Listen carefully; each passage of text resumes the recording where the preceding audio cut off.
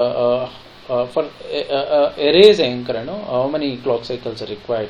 So around 1000 clock cycles are required for erasing the flash memory. So now the other type of memory is non-volatile RAM. RAM is basically volatile, so but this is a non-volatile RAM.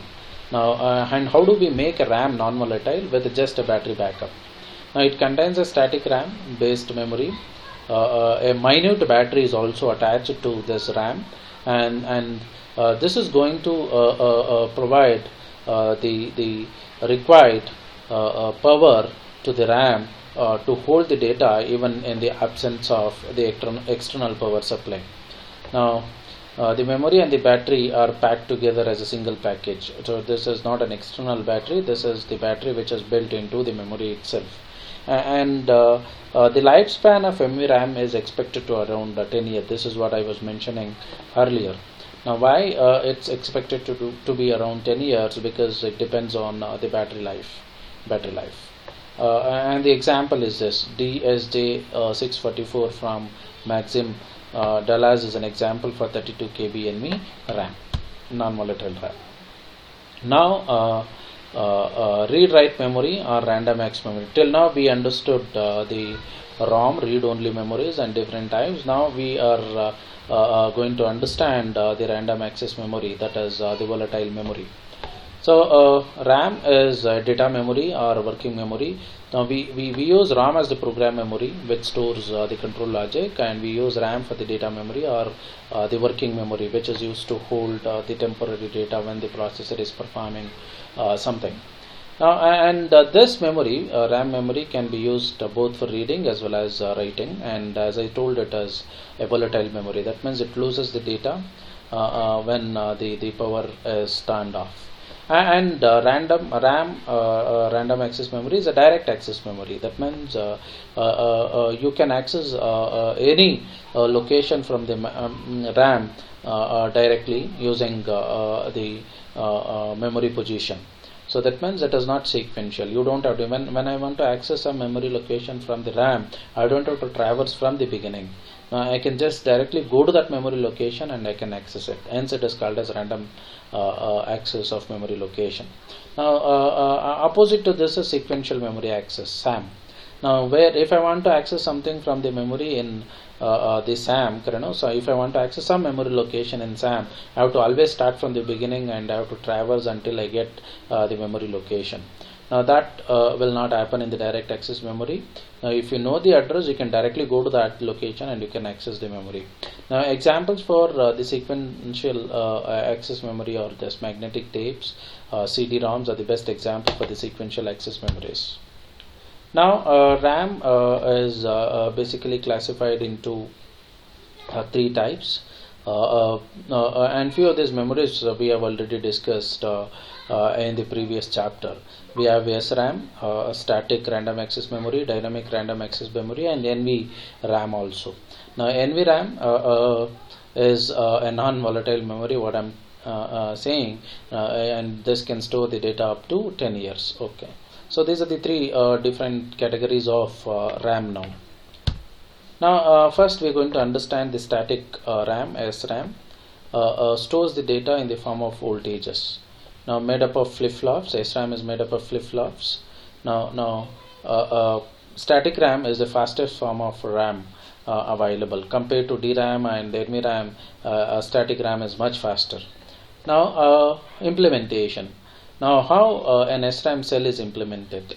An SRAM cell which can store a single bit 0 or 1 is realized using 6 transistors, or you can say 6 MOSFETs are required. Now 4 of the transistors are used for building the flip-flop and the memory cell, and 2 transistors are used for accessing. Now out of the 6, 4 are building a flip-flop. A flip-flop, it's a latch which is used, which can store either 0 or 1, and the remaining 2 MOSFETs are used for controlling the access. Now Yeah, we'll just understand how it is implemented. Yeah, and before I go to the implementation of an SRAM cell, how the 6 transistors are used to implement the SRAM cell, we'll just understand the MOSFET, basics of MOSFET. You know MOSFET? So it has, there are two types again, NMOS and PMOS. They have three terminals, source, gate and drain. And if the arrow is inside, it is NMOS, and if the arrow is going away, it is PMOS. Now we are using this NMOS and PMOS in order to implement one static RAM cell. Now how it is? This is how they are implemented. You can see this is an NMOS, and this is again a PMOS. This is NMOS and a PMOS. Now these are the four Q1, Q2, Q3, Q4. So are forming a latch. They form a flip-flop, and this part can store the logic 0 or 1, and these two MOSFETs are used for controlling the access, and there is a word line. So this word line should be always kept high. If the word line is kept high, so this transistor is on and this transistor is also on, and we have the bit line B bar and the bit line B. These lines, they can act either as the input or as the output.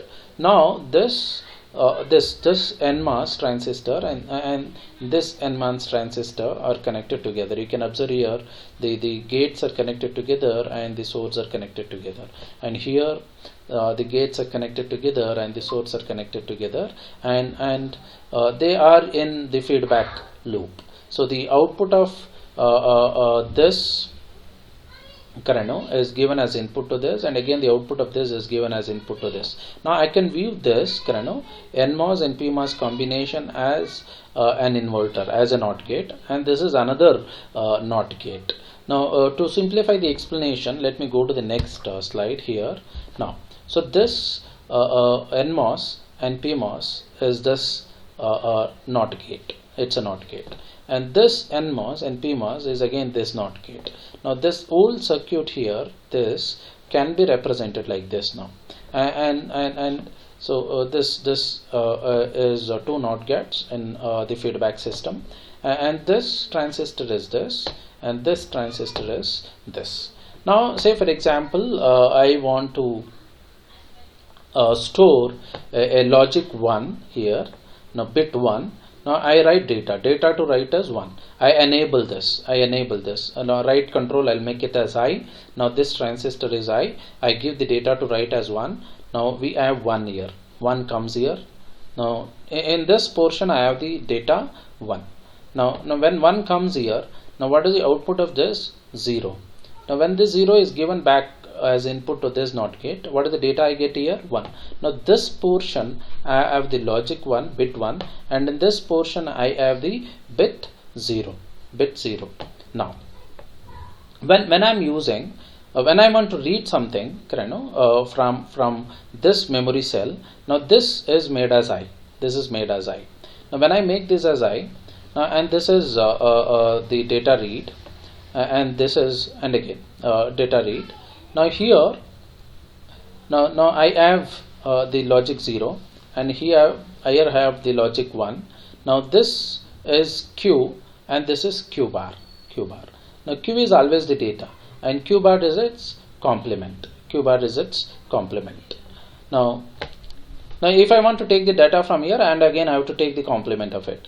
Now why it is in a loop state? Because I want this data to remain here for ever. As long as there is a power supply to the RAM, I want the data to remain.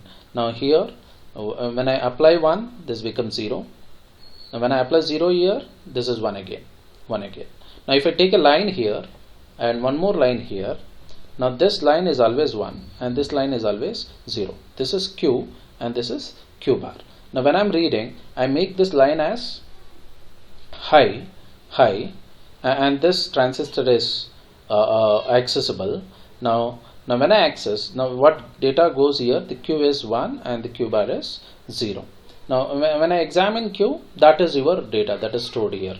Now if you take Q bar, it gives you the complement of it.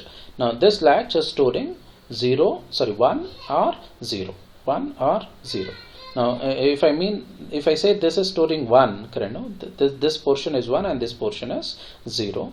Now when you are reading, always you have to take this portion, it is 1.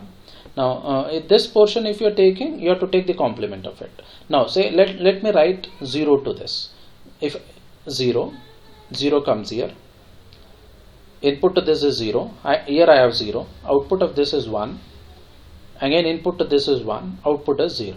Now here I have 0 and here I have 1. When I am reading, now if I am taking from output from here, so that is Q, that is 0. Now if I want to take from here, I have to take the complement of it. Now this is 1, if I take the complement of it, it is 0. This is how it is stored. Now why 2? Because it should be continuously looping. You give 1 here, it comes as 0.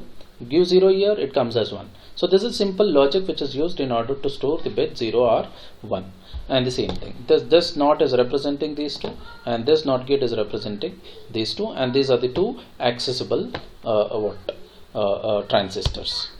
Now to write a value, now here we are discussing to write a value, apply the desired value to the bit control lines. For writing one, say for example I want to write 1, make the bit line B as 1 and bit line B bar as 0. If I go here, now you have to make, if I want to store 1 here, so this line I have to give 1 and this line I have to give 0. Now when I give 1 here, so this is going to store the logic 1. And similarly, and assert the word line as Y. And similarly for writing 0, make bit line B as 0 and B bar as 1. So it is opposite. Now for writing 0, make this as 0 and this as 1, and what this latch stores is 0. Now for reading, the content of the memory cell, assert both B and B bar lines to 1. Say I want to read the data which is stored here. Now I have to make this bit line B bar as 1 and bit line B as 1. If both are made as 1, the data which is stored here can be read, and that I have explained using this. Yeah, and the limitations. Now SRAMs are low capacity and high cost. Now why low capacity? Because just now I showed you to implement one memory cell I require 6 MOSFETs. Now if I want to implement a bigger memory, a memory of a greater capacity, then imagine how many transistors or MOSFETs I need. So hence we say low capacity and high cost. As the capacity increases, the cost also increases, because minimum of 6 transistors are required to build one memory cell. Next is the DRAM, dynamic RAMs, stores data in the form of the charges, and we use again a single MOSFET for implementing the DRAM to implement one memory cell of the dynamic RAM. Advantages: high density. Now why high density? Because we use only one MOSFET for implementing the DRAM compared to SRAM. SRAM you require 6 MOSFETs, in DRAM you require only one MOSFET. Disadvantage: since the information is stored as a charge, it gets leaked off and with the time, and to prevent this we need to refresh it periodically. This is what I told even earlier also. Now for DRAMs you got to continuously supply the energy. That means they got to be refreshed periodically. The memory shells need to be refreshed periodically. So if you don't refresh the data stored, there's the possibility of getting leaked off. Now in the next slide I have the implementation details of the DRAM shell. I'll show you. Now the special circuit called DRAM controller are used for refreshing the operation, and the refreshing rate is in terms of milliseconds. Now in the next slide, yeah, this is how. See, I told that is you require only one MOSFET, and what MOSFET it is? It's an NMOS. So it has a word line which is kept always high. If this is high, this is on, and the bit line it can be. Say I want to, now there is only one bit line also. We don't have the bit line B bar. There is only one bit line B. Now I want to store a logic 1. The bit line B is made as 1. Now make word line as 1 and make this as 1. Now the transistor is on, the capacitor gets charged, and this is what storing the data, 0 or 1. Now if I want to store 0, now make this as 0, make bit line B as 0, this capacitor is discharged, and it's the logic 0. Logic 1 by making this bit as 1, and the word line is always 1. This is 1, so this is charged and it is representing the logic 1. If this bit is 0 and this is 1, so this is discharged and it is representing the logic 0. Now since it is using a capacitor, we have a MOSFET and a capacitor. Of course, I mentioned there is only one MOSFET, but along with the MOSFET you require the capacitor also. So the capacitor needs to be refreshed quite often. If you don't refresh, there is a possibility of the capacitor charge getting leaked and the possibility of losing the data. Yeah. Now the comparison between SRAM cell and DRAM cell. Now SRAM cell, as I already told, to implement one SRAM cell you require 6 MOSFET. To implement a DRAM cell you require only one MOSFET and a capacitor. Does not require refreshing. Here in SRAM cell, no refreshing required because it happens in a looping fashion. Now I want to store 1 year, write data to 1. So data to write is 1. Apply logic high here. It comes here, this is 1. Now 1 gets 0, converted to 0, and this 0 again back converted to 1. Now 1 is converting to 0 and 0 is converting back to 1. This is how. Now it's in a continuous loop. I don't have to refresh anything here because I am not using a capacitor. So but here I require refreshing because I need to supply the charges frequently here in the milliseconds range. Requires refreshing. More expensive because 6 transistors you have to use. Less expensive because only one MOSFET and the capacitor you have to use to implement one memory cell. And fast in operation, typically 10 nanoseconds, but this is less expensive but slow in operation due to refresh requirement, and the refresh requirement is, again, it is in terms of milliseconds. Here to access one memory cell 10 nanoseconds you require, here you require 6 nanoseconds. That means this is 6 times much faster than this.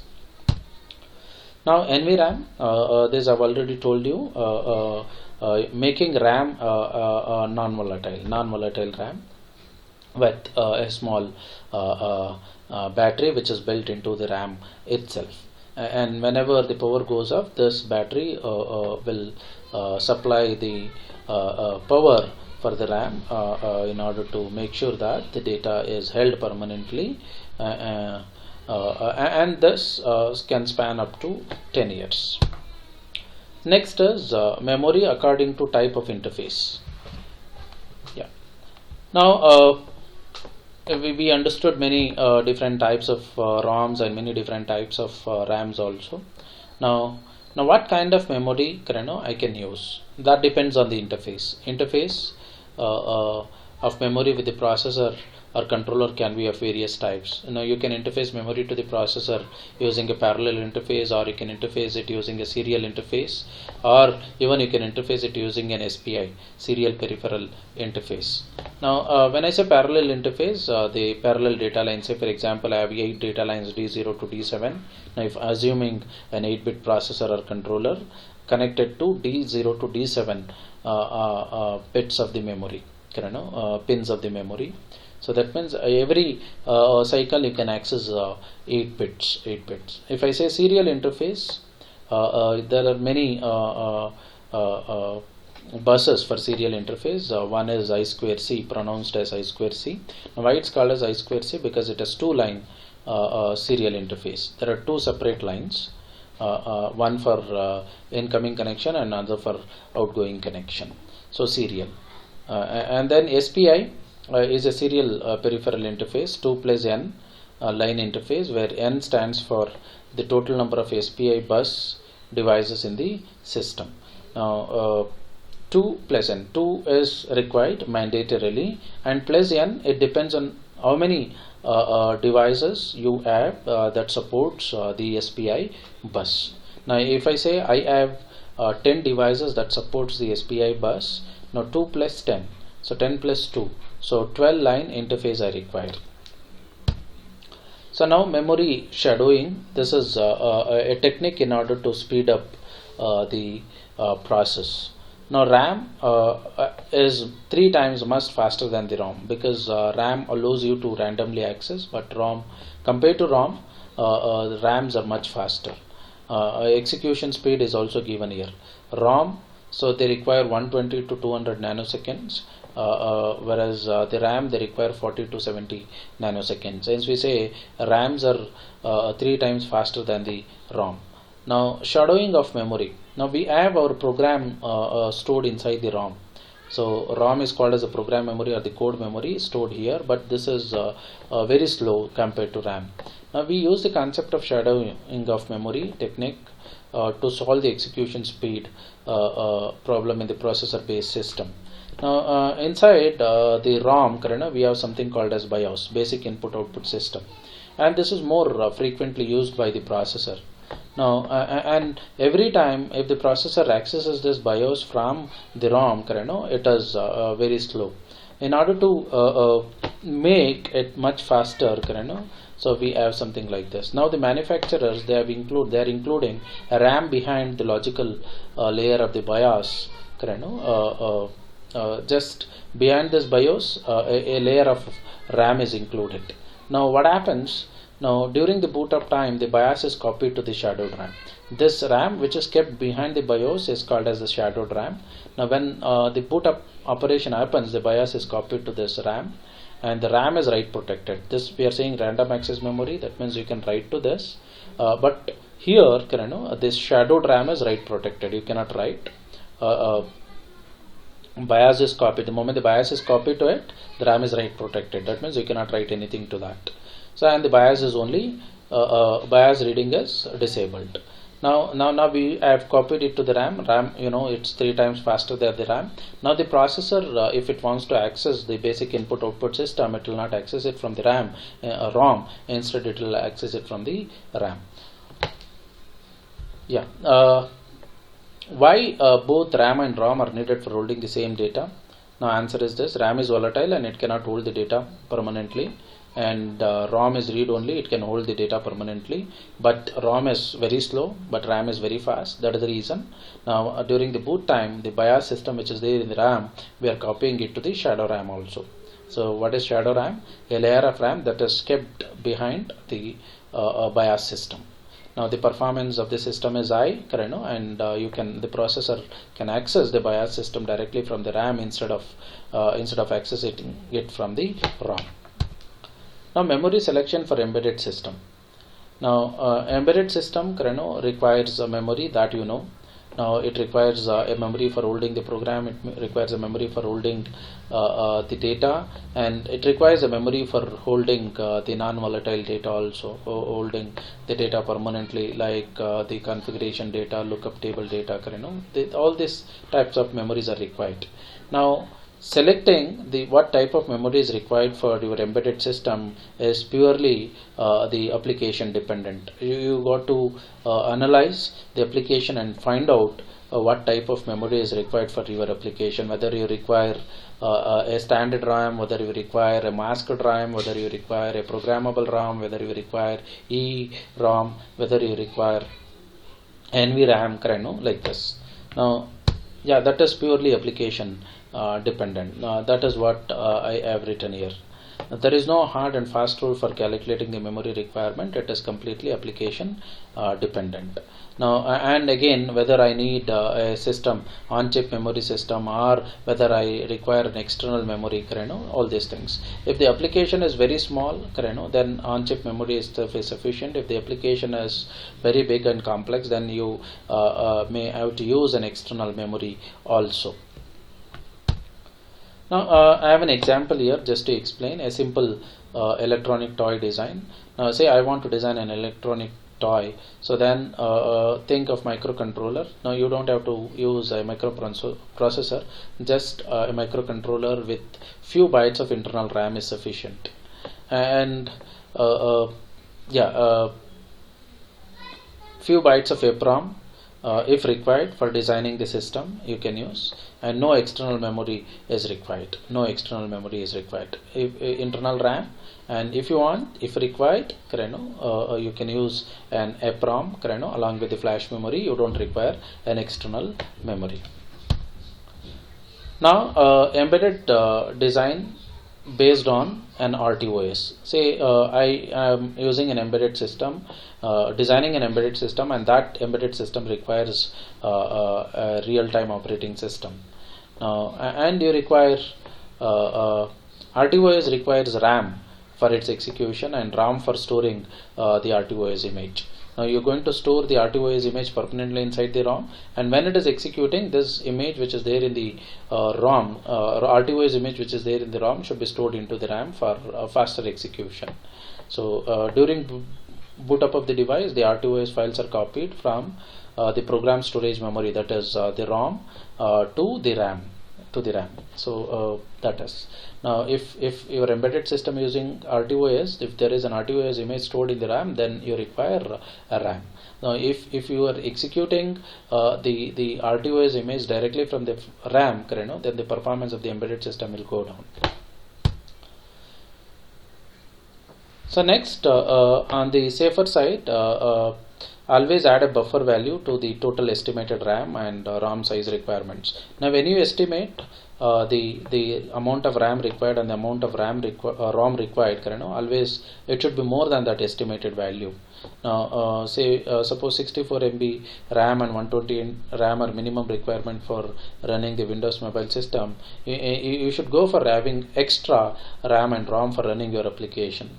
Now this 64, the calculated one is the 64 MB RAM is required and 128 MB ROM is required for some application, and this can hold the operating system and all the real-time operating system image, but in order to run your user application you require little